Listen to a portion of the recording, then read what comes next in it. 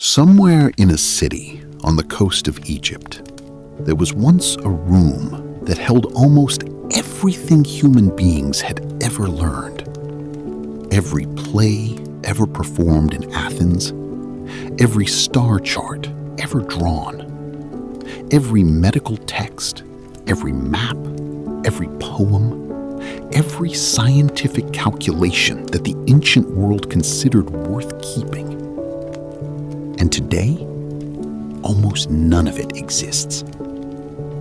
Not because someone read it all and decided it wasn't worth saving, because the building that held it is gone. And historians still argue, 23 centuries later, about exactly how that happened.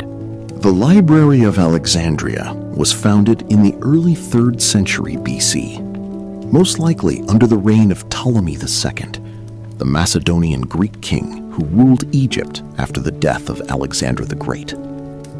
It was part of a larger research institute called the Moision, a Greek word meaning shrine of the muses, which is where the modern word museum comes from. The ambition behind the library was almost unthinkably large for its time.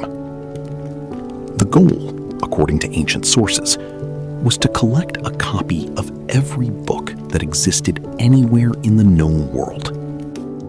Not most books, all of them. The Ptolemaic kings pursued this goal with an intensity that bordered on obsession. Under royal decree, every ship that docked in the harbor of Alexandria was searched for scrolls and manuscripts.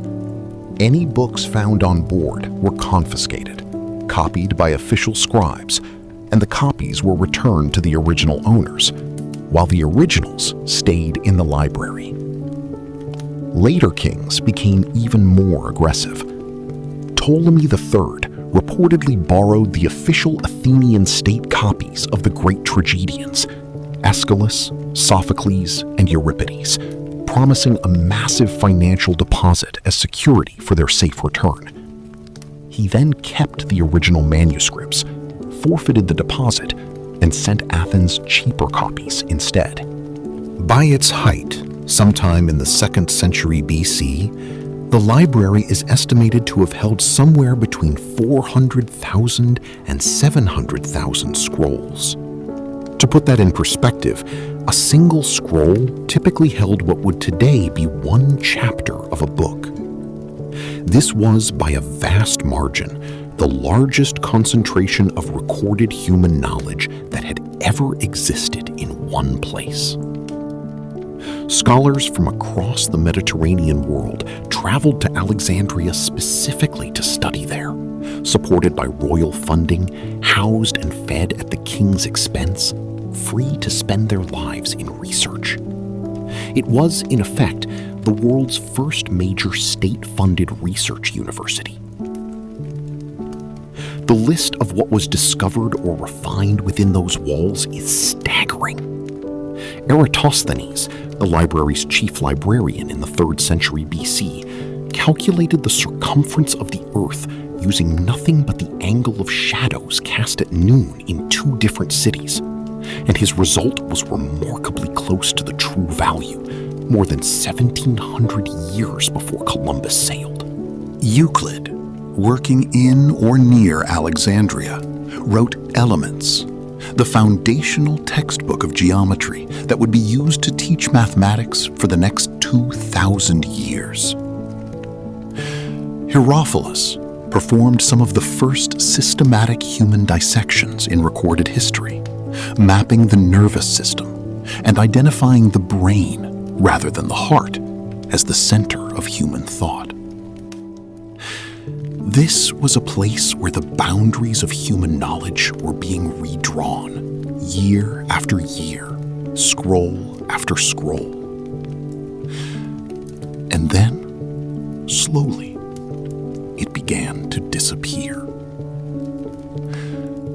There is no single dramatic night when the entire Library of Alexandria burned to the ground. That popular image, the one most people picture, is largely a myth. simplified by centuries of retelling. What actually happened, according to the consensus of modern historians, was a long, uneven decline, punctuated by several real and partial destructions, spread across roughly 700 years. The first major blow came in 48 BC. Julius Caesar, fighting a war in the streets and harbor of Alexandria, ordered his soldiers to set fire to enemy ships docked in the harbor to prevent them from being used against him. Ancient writers, including Plutarch, recorded that the fire spread from the harbor into parts of the city, and that it damaged or destroyed some portion of the library's collection.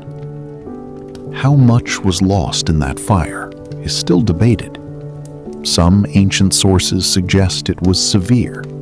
Others suggest the main collection survived largely intact, and scholars continued working there for generations afterward.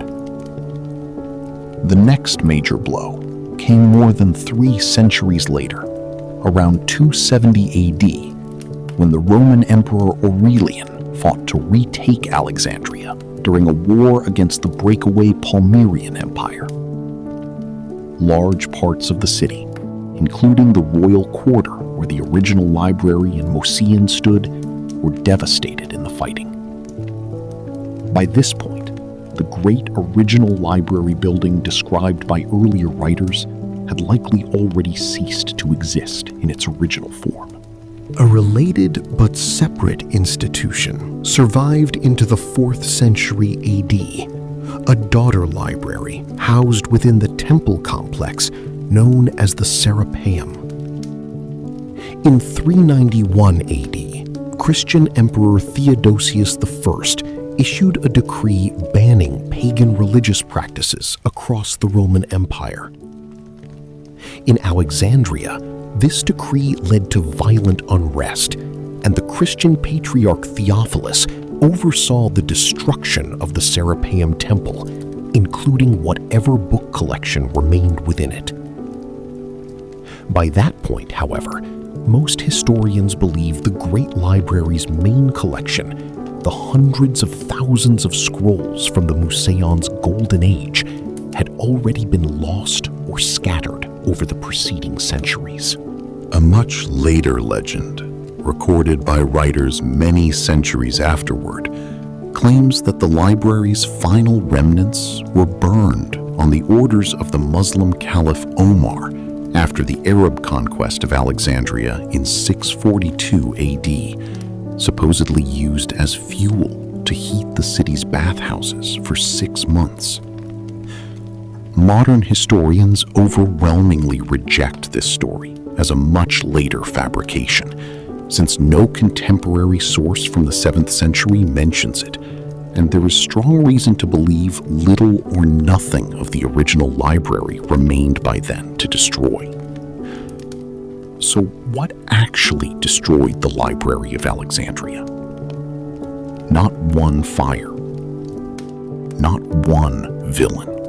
The honest answer, the one modern historians actually support, is less dramatic and more unsettling. Centuries of war damage, declining royal funding, political instability, and simple institutional neglect, with several real fires along the way accelerating a decline that was already happening. No single person burned it down in one terrible night. It simply stopped being maintained, stopped being funded, stopped being protected, until piece by piece, it was gone. What was actually lost is almost impossible to calculate. We know the poet Sappho wrote roughly 10,000 lines of poetry across 9 books. Today, only around 650 lines survive anywhere in the world. We know entire plays by Sophocles and Aeschylus, named in ancient catalogs, exist today only as titles. The works themselves gone completely. We do not know with certainty how many of these losses are directly tied to Alexandria specifically, since texts were copied and held in other libraries too. But the scale of what vanished from the ancient world during this period is staggering by any honest measure. Today, nothing remains of the original library building. Its exact former location in modern Alexandria is still debated by archaeologists. In 2002, a new library, the Bibliotheca Alexandrina, opened near the old site, a modern architectural tribute built specifically to honor what once stood there. The Library of Alexandria did not fall in a single night of fire, despite what the legend says. It fell the way most important things actually fall. Slowly, through neglect, through war, through the simple human failure to protect what mattered most. And that may be the most haunting lesson of all. Civilizations rarely lose their greatest achievements in one dramatic moment. They lose them quietly. One budget cut, one ignored warning, one act of carelessness at a time.